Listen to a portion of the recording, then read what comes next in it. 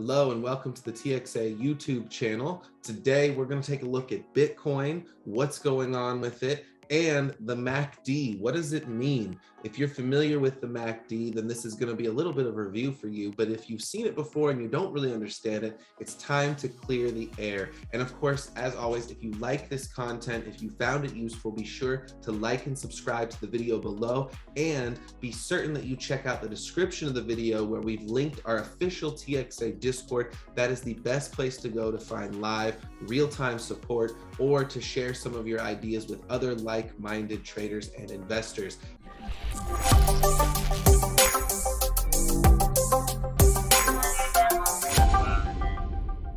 Now let's get started.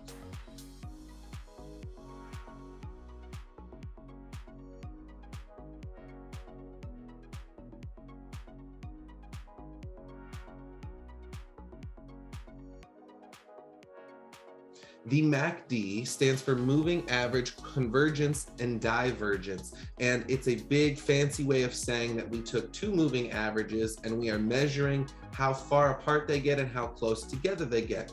Now you can see right away it's the 12 and the 26 EMA moving averages that are used on this MACD. And very simply, we take the 12 and we subtract the 26. So now the 12 is a shorter period of time than the 26. So if price action is moving up in the shorter term compared to the longer term, you're going to see a net positive result from that subtraction on the MACD. And you'll see it start to line up to the upside.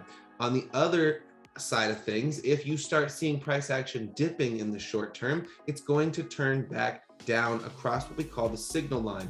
Now in orange here, you've got the signal line, and in blue, you've got the MACD line. So the actual subtraction of these moving averages is represented by that blue MACD line. Now, one of the most useful things that this MACD can do is it can provide us areas where the moving average subtraction crosses over the signal line, either bullish, positive, or bearish, negative. And when this happens, it can be a sign of reversals, even in low time frames. Something to keep in mind about this indicator: it is more powerful the higher the time frame you go. So for example, if we go all the way up to the 1 month time frame on Bitcoin here, and it's gonna look a little crazy because we are on the big picture, you can see in the past, there have only been a few times where we've crossed over to the bearish side of things. Here was one of them. And what happened after? Well, after that happened, we saw about a 50% dip in price. Now, here's where we kind of crossed over bearish, and we still saw about a 50% dip in price, but shortly after, there's your cross to bullish. We crossed over and we never looked back. So a very simple formula that some traders might be using out there is to look for the crossovers on the large time frames and to buy or sell in general based on those big picture crossovers.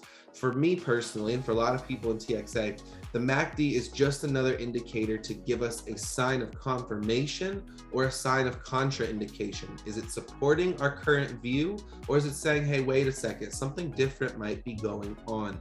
That is really the most useful tool that the MACD can provide, is that confirmation that, yep, look at that. Should I sell here? I'm not sure if I should sell here. Look, it's pushing higher. But if I come over here and look at my MACD anywhere in this area, this bearish crossover says you need to sell and get out of the way. And that would have been the right move here, right?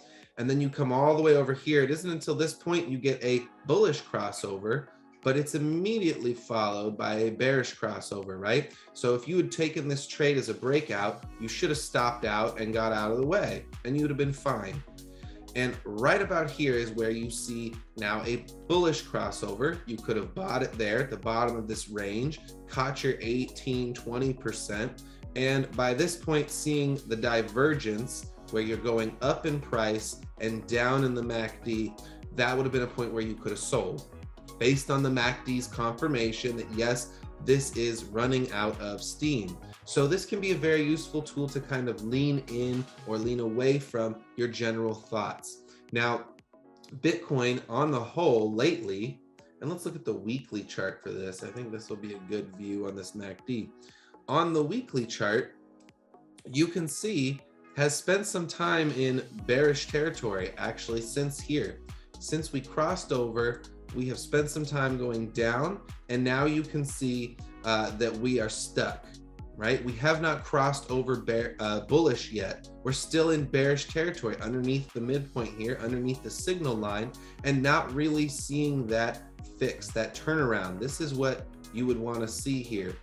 Is some kind of a positive sign, but we're not seeing that. So the weekly is still weak. And on the daily, the lower time frame, we're seeing the first inklings of a bearish crossover. So when you see this on the low time frame, you're then looking for it to cross over on the next higher time frame, maybe the 3-day, and then from there, the weekly. Every time it goes to a higher time frame, it is confirming what is starting on the lower time frame. So what does that all mean for us? Well, it means Bitcoin most probably is headed down in the short term, in the immediate picture. It is likely that we are headed back down, possibly to the bottom of this pattern here that looks like a very bearish bear flag. It's pretty solid development. It's got multiple touches top and bottom.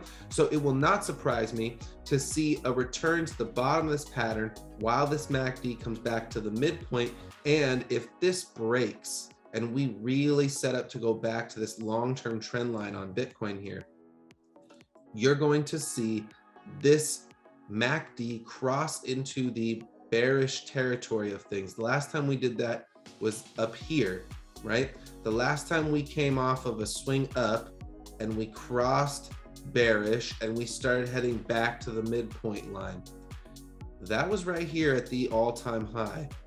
And as soon as we dipped underneath that midpoint, you can see it right about here, we started marching down.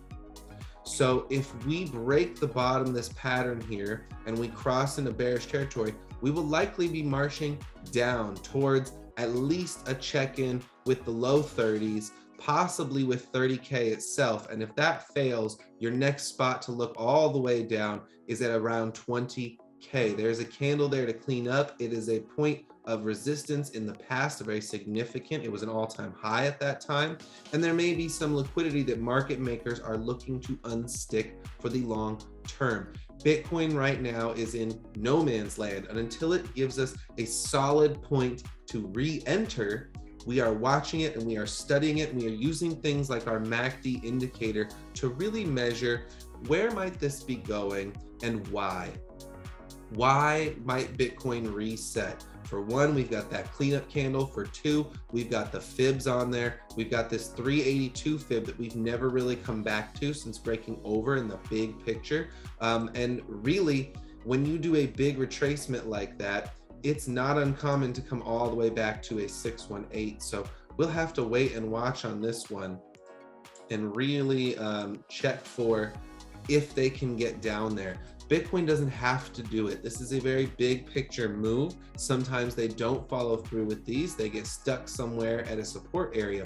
But certainly what we are seeing on the day chart is that the moving average crossover divergence indicator and our technical analysis getting stuck at a 50 fib breaking below the 382 says we've got more to the downside.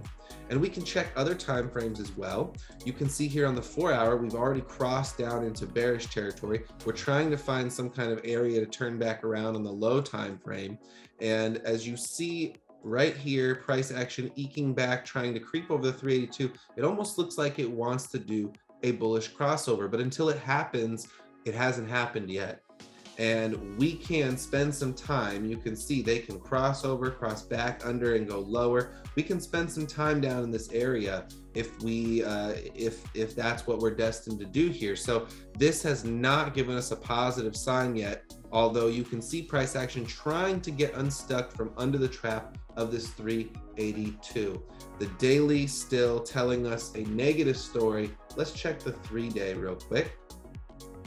Now the 3-day actually crossed over bullish back in here when it bounced off this pattern bottom the second time, and it is still sitting in bullish territory on the 3-day chart. But you can see that MACD line flattening out.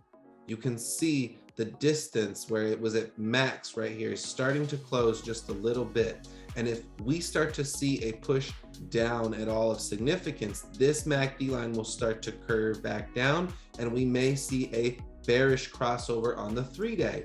Now, why would that be important? Because it would confirm the 1-day bearish crossover. If you get a crossover on the MACD on a lower time frame that is confirmed on the next time frame up, chances are it's going to confirm on the next time frame up, especially if price action continues in that direction. So here, Bitcoin stuck the 382, nothing to get excited about. Alt's not in the best positioning that we've seen in this marketplace, that we typically see in this marketplace. So all signs right now between the MACD, between Bitcoin's TA, are pointing that we have a short-term decrease in our near future. How soon? Will it be this weekend? We don't know. Will it be next week? Very possible. A lot of times what you see is Bitcoin pulling back towards the upside on the weekend when there's no equities markets open.